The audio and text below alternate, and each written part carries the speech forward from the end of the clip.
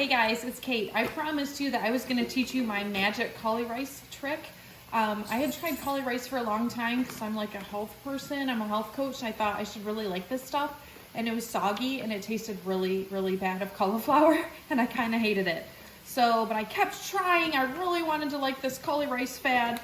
So I just get the frozen kind at Costco. And then, cameraman, I did it in the microwave for about 5 minutes. But if you eat it like this, it is soggy and it tastes a lot like cauliflower. So I am going to pour it into a colander. It's just in a bowl.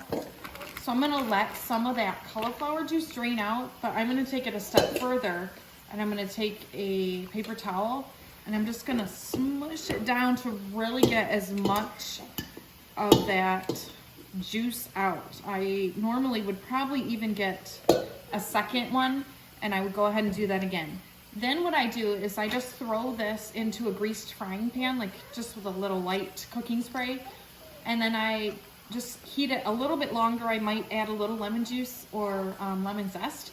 I might add like garlic, salt, and pepper, but I just kind of keep going and I keep kind of drying it out so it's really light and fluffy. We got a poodle going, it's dinner time, we got the whole thing going. You guys, you will like this cauli rice way, way better. You could add a tiny bit of butter, a tiny bit of oil if you wanted just a little bit of fat to it, but it will taste much better and much less like cauliflower if you take a little bit of time to get that cauli juice out and then kind of just saute it on the stove for a minute or two.